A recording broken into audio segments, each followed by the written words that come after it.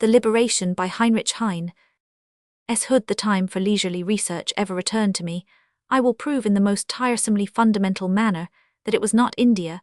but Egypt which originated that system of castes, which has for 2,000 years disguised itself in the garb of every country, and has deceived every age in its own language, which is now perhaps dead yet, which counterfeiting the appearance of life wanders about among us, eviled and mischief-making, poisoning our blooming life with its corpse vapories like a vampire of the Middle Ages, sucking the blood, and the light from the heart of nations, from the mud of the Nile, sprang not merely crocodiles which well could weep, but also priests who understand it far better, and that privileged hereditary race of warriors, who in their lust of murder and ravenous appetites far surpass any crocodiles.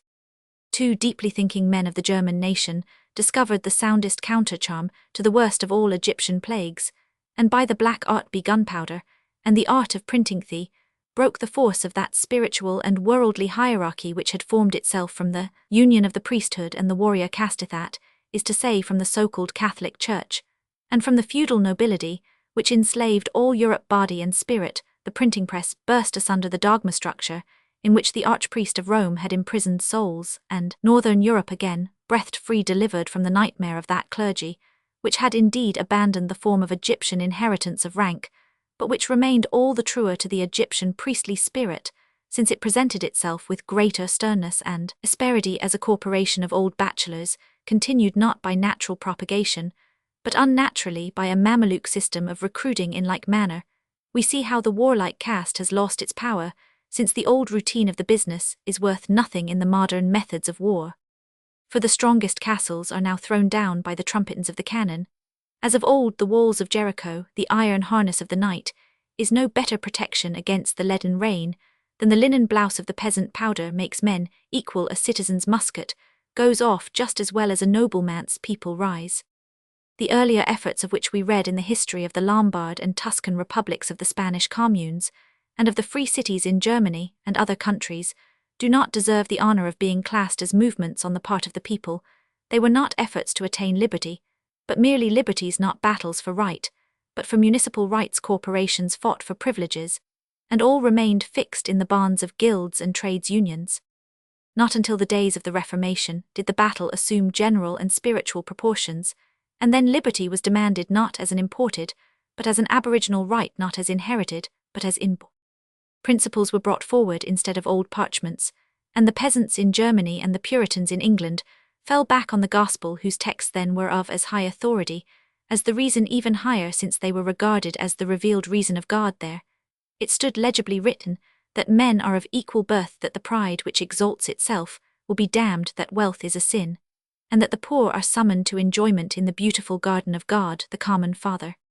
With the Bible in one hand and the sword in the other, the peasants swept over South Germany, and announced to the insolent burghers of Heitward Nuremberg that in future no house should be left standing which was not a peasant's house. So truly and so deeply had they comprehended equality. Even at the present day in Franconia and in Swabia we see traces of this doctrine of equality, and a shuddering reverence of the Holy Spirit creeps over the wanderer when he sees in the moonshine the dark ruins of the days of the peasants' war. It is well for him who in sober waking mood sees naught besides. But if one is a Sunday child, and every one familiar with history is thathe, will also see the high hunt in which the German nobility, the rudest and sternest in the world, pursued their victims. He will see how unarmed men were slaughtered by thousands, racked, speared and martyred, and from the waving cornfields one will see the bloody peasant heads nodding mysteriously, and above one hears a terrible lark whistling, piping revenge like the piper of Helfenstein. The brothers in England and Scotland were rather more fortunate. Their defeat was not so disgraceful and so unproductive, and even now we see there the results of their rule, but they did not obtain a firm foundation for their principles. The dainty cavaliers ruled again, just as before, and amused themselves with merry tales of the stiff old Roundheads, which a friendly bard had written so prettily to entertain their leisure hours. No social overthrow took place in Great Britain. The framework of civil and political institutions remained undisturbed. The tyranny of castes and of corporations has remained there till the present day, and though drunken with the light and warmth of modern civilization, England is still congealed in a medieval condition, or rather in the condition of a fashionable middle age. The concessions which have there been made to liberal ideas have been with difficulty wrested from this medieval rigidity. and all modern improvements have there proceeded not from a principle, but from actual necessity, and they all bear the curse of that halfness system, which inevitably makes necessary new exertion and new conflicts to the death with all their attendant dangers. The religious reformation in England is consequently but half completed, and one finds himself much worse off between the four bare prison walls of the Episcopal Anglican Church than in the large, beautifully painted, and softly cushioned spiritual dungeon of Catholicism, nor has the political reformation succeeded much better. Popular representation is in England as faulty as possible, and if ranks are no longer distinguished by their coats, they are at least divided by differences in legal standing, patronage, rights of court presentation, prerogatives, customary privileges, and similar misfortunes, and if the rights of person and property depend no longer upon aristocratic caprice, but upon laws still, these laws are nothing but another sort of teeth with which the aristocratic brood seizes its prey, and another sort of daggers wherewith it assassinates people, for in reality no tyrant upon the continent squeezes by his own arbitrary will so many taxes out of his subjects as the English people are obliged to pay by law, and no tyrant was ever so cruel as England's criminal, which daily commits murder for the amount of 1 shilling, and that with the coldest formality, although many improvements have recently been made in this melancholy state of affairs in England, although limits have been placed to temporal and clerical avarice, and though the great falsehood of a popular representation is to a certain degree occasionally modified by transferring the perverted electoral voice of a rotten borough to a great manufacturing town, and although the harshest intolerance is here and there softened by giving certain rights to other sects still, it is all a miserable patching up which cannot last long, and the stupidest tailor in England can foresee that sooner or later the old garment of state will be rent asunder into wretched rags. No man seweth a piece of new cloth on an old garment, else the new piece that filled it up taketh away from the old, and the rent is made worse, and no man putteth new wine into old bottles, else the new wine doth burst the bottles, and the wine is spilled, and the bottles will be marred, but new wine must be put into new bottles. The deepest truth blooms only out of the deepest love, and hence comes the harmony of the views of the elder preacher in the Mount who spoke against the aristocracy of Jerusalem, and those later preachers of the mountain who from the summit of the convention in Paris preached a tricoloured gospel, according to which not merely the form of the state, but all social life should be not patched, but formed anew, newly founded, yes, born again. I speak of the French Revolution, that epoch of the world in which the doctrines of freedom and of equality rose so triumphantly from those universal sources of knowledge which we call reason,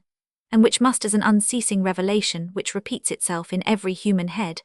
and founds a distinct branch of knowledge, be far preferable to that transmitted revelation which makes itself known only in a few elect, and which by the multitude can only be believed. The privileged aristocracy, the caste system with their peculiar rights, were never able to combat this last-mentioned sort of revelation, which is itself of an aristocratic nature, so safely and surely as reason, which is democratic by nature. Now does the history of the Revolution is the military history of this strife, in which we have all taken a greater or lesser part. It is the death struggle with Egyptianism.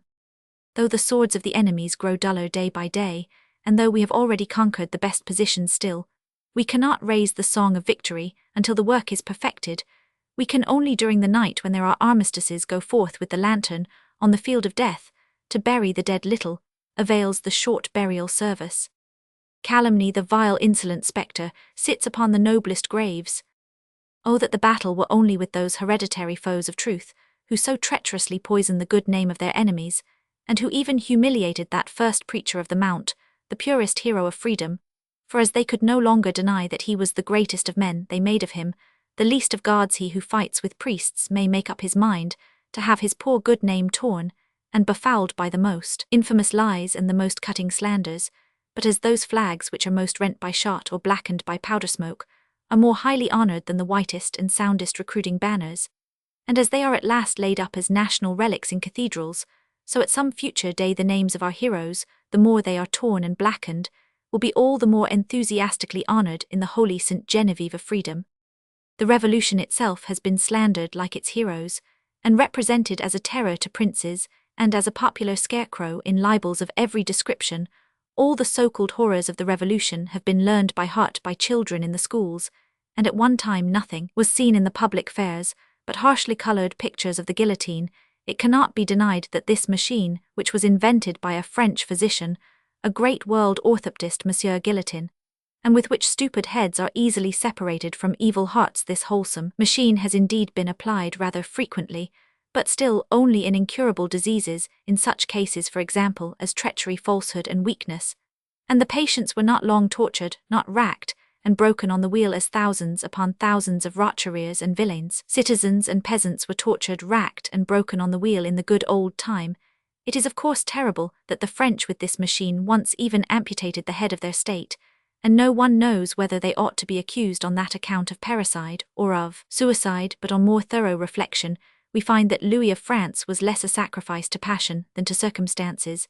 and that those men who forced the people on to such a sacrifice, and who have themselves in every age poured forth princely blood far more abundantly, should not appear solely as accusers. Only two kings, both of them rather kings of the nobility than of the people, were sacrificed by the people, and that not in a time of peace or to subserve petty interests, but in the extremest needs of war, when they saw themselves betrayed, and when they least spared their own blood. But certainly more than 1,000 princes were treacherously slain on account of avarice or frivolous interests, by the dagger, by the sword,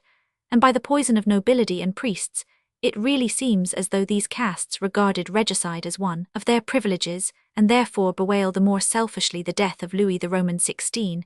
and of Charles Roman I. Oh, that kings at last would perceive that they could live more safely as kings of the people, and protected by the law, than under the guard of their noble body murderers. But not only have the heroes of our revolution, and the revolution itself, been slandered, but even our entire age has been parodied with unheard-of wickedness. And if one hears or reads our vile traducers and scorners, then he will learn that the people are the canaille, the vile mop, that freedom is insolence, and with heaven-bent eyes and pious sighs our enemies complain and bewail that we were frivolous, and had alas no religion, hypocritical sneaking souls, who creep about bent down beneath the burden of their secret vices, dare to vilify an age which is perhaps holier than any of its predecessors or successors, an age that sacrifices itself for the sins of the past, and for the happiness of the future, a Messiah among centuries, which could hardly endure its bloody crown of thorns and heavy cross, did it not now and then trill a merry vaudeville, and crack a joke at the modern Pharisees and Sadducees. Its colossal pains would be intolerable without such jesting, and persiflage, seriousness, shows itself more majestically when laughter leads the way, and the age in this shows itself exactly like its children among the French, who have written very terribly wanton books, and yet have been very strong and serious when strength and seriousness were necessary, as for instance Laclos and even Louvit de Couvray, who both fought for freedom with the self-sacrifice and boldness of martyrs, and yet who wrote in a very frivolous and indecent way, and alas had no religion. As if freedom were not as good a religion as any other, and since it is ours, we may, meeting with the same measure, declare its contemners to be themselves frivolous and irreligious. Yes, I repeat the words with which I began these pages. Freedom is a new religion, the religion of our age. If Christ is not the God of this religion, he is still one of its high priests, and his name shines consolingly in the hearts of its children. But the French are the chosen people of the new religion. The first Gospels and dogmas were penned in their language. Paris is the New Jerusalem, and the Rhine is the Jordan which separates the land of freedom from the land of the Philistines.